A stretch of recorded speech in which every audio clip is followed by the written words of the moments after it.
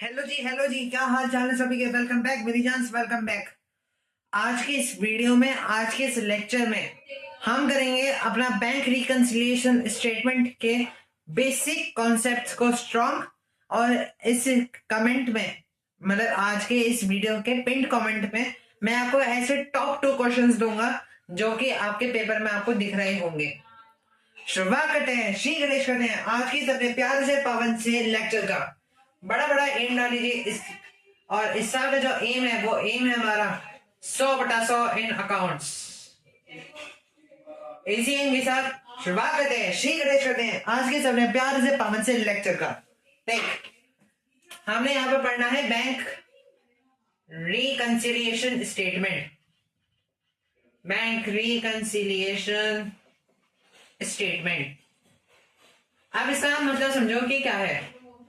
Bank reconciliation statement हम बनाते क्यों है बेटा? कई बार क्या होता है ना, जब कोई फर्म होती है या फिर कोई आपका प्रोपराइटर होता है, वो अपनी जो बुक्स बनाता है वो एक बुक प्रिपेयर करते हैं जिसे हम कहते हैं कैश बुक, और बैंक जो बुक प्रिपेयर करता है उसे हम कहते हैं पासबुक।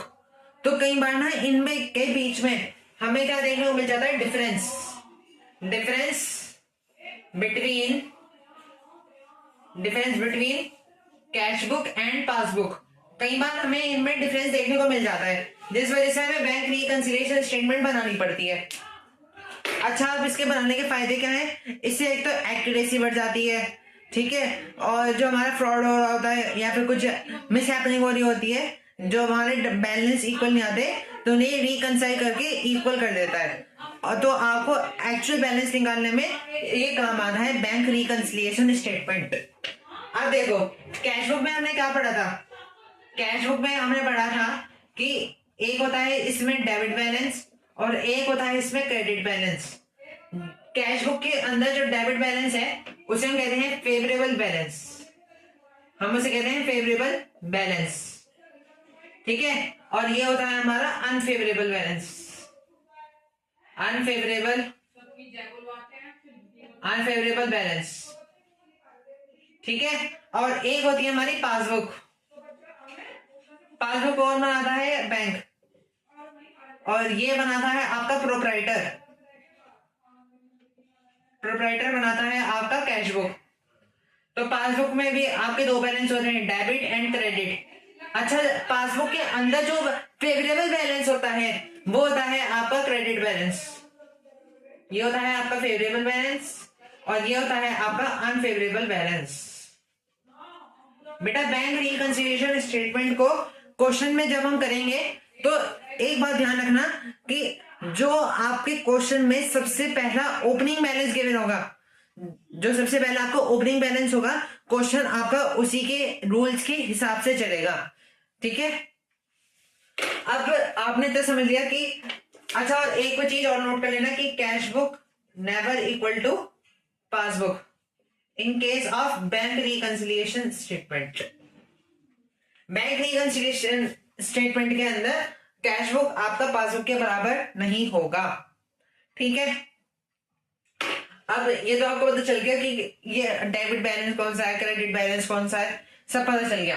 अब जो कुछ इसके बेसिक रूल्स हैं, अब एक बार वो देख लो आप।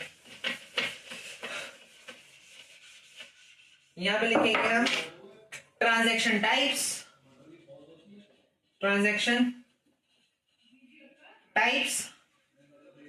और अच्छा पहले इसका फॉर्मेट क्या है, फॉर्मेट भी देख लो आप इसका। Serial number, particulars plus minus. वही हो गया सीरियल नंबर, यहां पर आ गए हमारे पर्टिकुलर्स, यहां पर आएगा प्लस, यहां पर आएगा माइनस।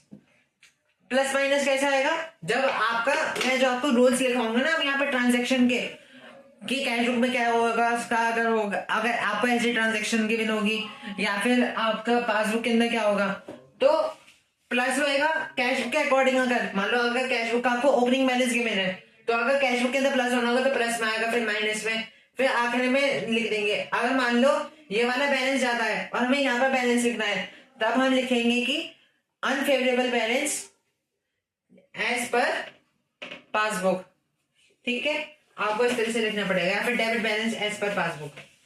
चलो, ट्रांजैक्शन टाइप्स, फिर आता है आपका कैश बुक और यहाँ पर आता है आपका पासबुक। सबसे पहले आता है आपका check issued but not presented. Check issued but not presented.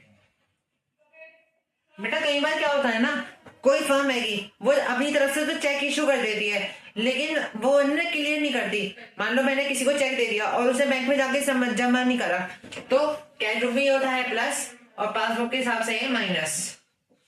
फिर आता है आपका check deposited but not cleared. Check deposited but not cleared.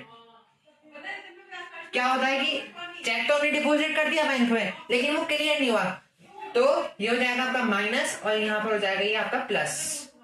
फिर थर्ड होता है इंटरेस्ट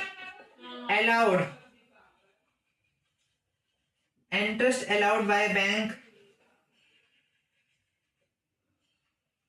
ठीक है, कई बार क्या होता है कि हमें बैंक से इंटरेस्ट नहीं, हमें बैंक को इंटरेस्ट देना पड़ रहा है कहीं पर, इंटरेस्ट अलाउड, या फिर इसकी जगह पर क्या आ सकता है चार्ज्ड। इन दोनों की जगह पे ये आ सकता है, तो इसमें क्या होएगा इंटरेस्ट अलाउड में प्लस, इसमें माइनस, नहीं सॉरी इंटरेस्ट अलाउड है ना, इंटरेस्ट अगर बैंक हमारा चार्ज करा है तो माइनस होगा, इसमें प्लस होगा।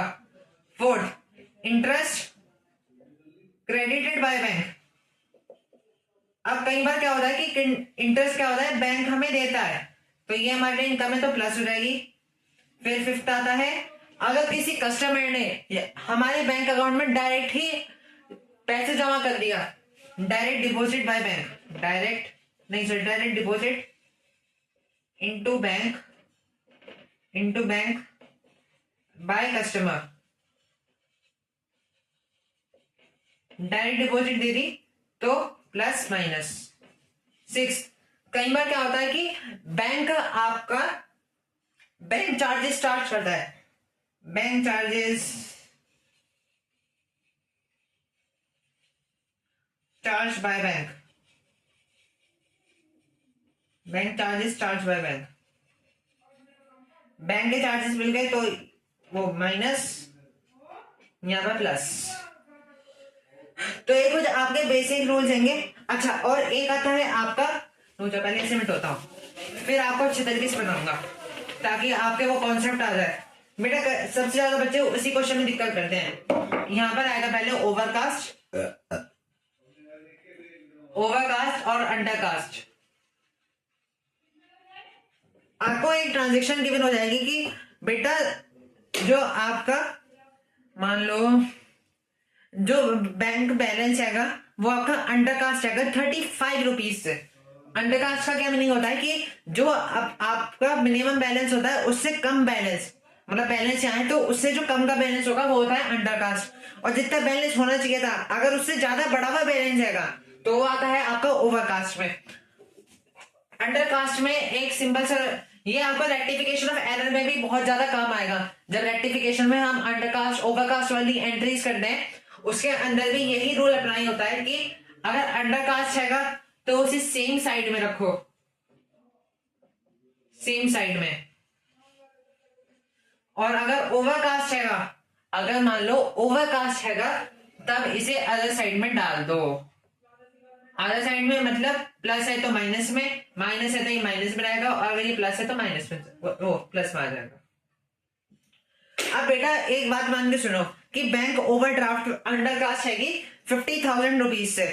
अब बैंक ओवरड्राफ्ट कैसा बैलेंस हैगा, क्रेडिट बैलेंस हैगा, तो कैश बुक में वो माइनस में आएगा, तो हम माइनस में ही 50,000 कर देंगे।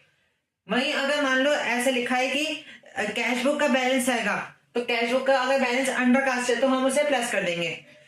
वहीं ओवरकास्ट का क्या है कि बैंक बैलेंस ओवरकास्ट बाय ₹80,000।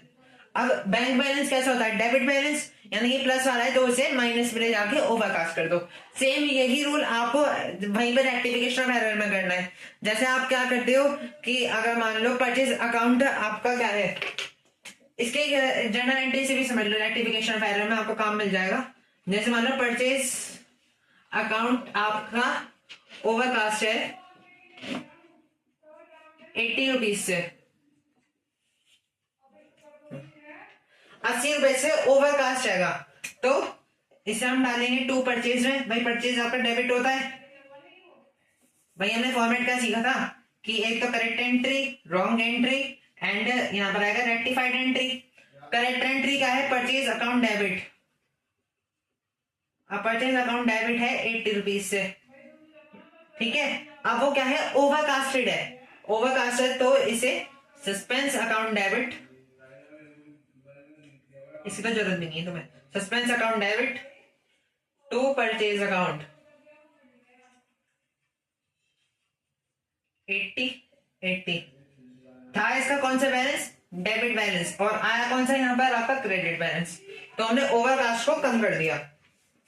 जब आपको किसी अमाउंट को कम करना होता है तब आप उसके अपोजिट बैलेंस में ले जाओ, और अगर वहीं पे आपको उसी अमाउंट को बढ़ाना होता है तो आप उसे उसी अमाउंट में रख के प्लस कर दो। तो यही था आपका बैंक रिकंसिलिएशन स्टेटमेंट के कुछ बेसिक कॉन्सेप्ट्स। आपको इससे बहुत ज्यादा मदद मिलेगी। और मेरी जान आज 2 फरवरी है और आज आपको रगड़ के मेहनत कर लेनी है, क्योंकि आप लोगों के बोर्ड के एग्जाम बहुत पास में है। मेरे भी अभी प्री बोर्ड्स खत्म हुए थे जस्ट, एंड अभी फाइनल एग्जाम्स हैं, तो उनकी प्रेप के चलते अगर वीडियो डिले हो जाए तो पहले ही माफी मांग लेता हूँ। बट मैं कोशिश करूंगा कि बीच बीच में आपके लिए लेक्चर्स लाता रहूं। तब तक के लिए ऐसे मोर इंटरेस्टिंग वीडियोस के लिए हमारे चैनल को सब्सक्राइब करना ना भूलें।